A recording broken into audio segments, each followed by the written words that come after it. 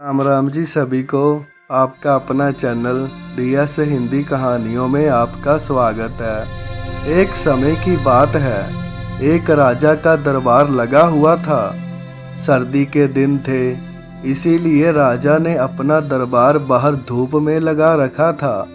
एक तरफ राजा का सिंहासन लगा था और बिल्कुल राजा के सामने बाकी सारे विद्वान लोग बैठे हुए थे।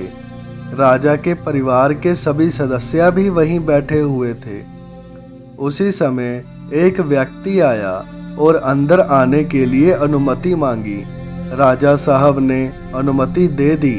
फिर वह व्यक्ति दरबार में आया और राजा जी से कहने लगा कि राजा जी, मेरे पास दो वस्तुएं हैं। मैं हर राज्य के राजा के पास जाता हूँ और अपनी दो वस्तुएं उनके सामने रख देता हूँ, और कोई भी राजा या राजा की प्रजा उन वस्तुओं को परख नहीं पाते और हार जाते हैं। और मैं विजेता बनकर घूम रहा हूँ, अब आपके नगर में आया हूँ। और फिर आगे से राजा ने कहा, कौन सी वस्तुएं हैं, जरा हमें भी दिखाओ।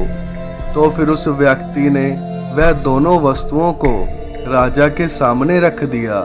वह वस्तुएं बिल्कुल एक समान, एक ही रंग रूप की, दोनों में एक सा ही प्रकाश, सब कुछ दोनों में एक ही समान देखकर राजा ने कहा, ये दोनों वस्तुएं एक हैं। आगे से उस व्यक्ति ने कहा, हाँ राजा साहब, ये दोनों एक से ही दिखाई देती हैं, पर राजा साहब, ये दोनों वस्तुएं अलग अलग हैं। इन दोनों में से एक बहुत कीमती हीरा है और दूसरा कांच का टुकड़ा है, लेकिन रूप रंग सब एक है। आज तक कोई भी पहचान नहीं पाया कि कौन सा हीरा है और कौन सा कांच। अगर कोई यहाँ पर इन दोनों को परख कर दिखाए कि कौन सा हीरा है और कौन सा कांच, अगर परख सही निकली तो मैं हार जाऊंगा और ये कीमती हीरा मैं आपके राज्य की तिजोरी में जमा करवा दूंगा। अगर यदि कोई ना पहचान पाया तो इस हीरे की जो कीमत है उतनी धनराशि आपको मुझे देनी होगी। इसी प्रकार में कई राज्यों से जीतता आया हूँ। आगे से राजा ने उन दोनों वस्तुओं को अच्छी तरह से देखा और परखने की कोशिश की, पर राजा को कुछ भी समझ में नहीं आया। बहुत देर तक प्रयास करने के बाद राजा ने कहा कि मैं तो नहीं परख पाऊंगा। और फिर राजा ने दरबार में बैठे सभी लोगों से पूछा कि है कोई यहाँ पर जो इन दोनों की परख निकाल सके। फिर आगे से दरबार में बैठे सभी लोग बोले कि हम भी हिम्मत नहीं कर सकते, क्योंकि दोनों बिल्कुल ही एक जैसी हैं। दरबार में बैठे सभी हार मान चुके थे, कोई हिम्मत नहीं कर पा रहा था। दरबार में बैठे सभी लोगों को शर्म आ रही थी कि हारने पर पैसे देने पड़ेंगे राजा को। शर्मिंदा इस बात पर नहीं थे, क्योंकि राजा के पास तो बहुत धन था, बस राजा की प्रतिष्ठा गिर जाएगी, इस बात का भय था। इतने में सभा में बैठे लोगों के पीछे से एक हलचल हुई। एक अंधा आदमी हाथ में लाठी लेकर उठा। उसने कहा कि मुझे महाराज के पास ले चलो। मैंने सब बातें सुनी हैं और ये भी सुना है कोई उन वस्तुओं को परख नहीं पा रहा। एक मौका मुझे भी दो। एक आदमी के सहारे अंधा राजा के पास पहुंचा।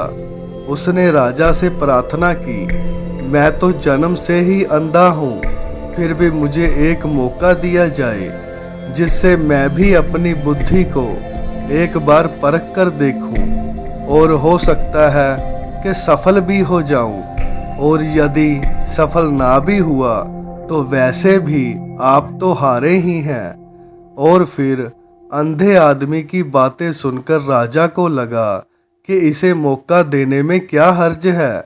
राजा ने कहा, ठीक है।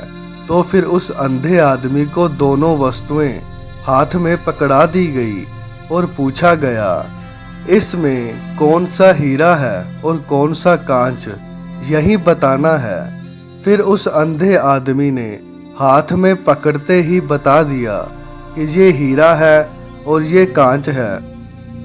और फिर आगे से जो आदमी इतने राज्यों में जीत कर आया था और वह नतमस्तक हो गया और बोला, बिल्कुल सही बताया, आपने पहचान लिया, धन्य हो आप।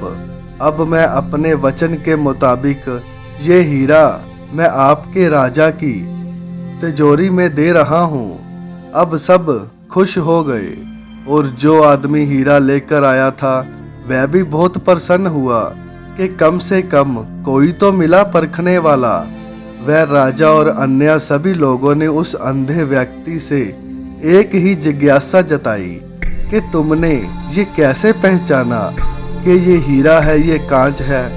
आगे से उस अंधे आदमी ने मुस्कुराते हुए कहा कि सीधी सी बात है मालिक, हम सब लोग धूप में बैठे हैं। जब मैंने दोनों वस्तुओं को छुआ तो जो ठंडा रहा वह हीरा, जो गर्म हो गया वह कांच।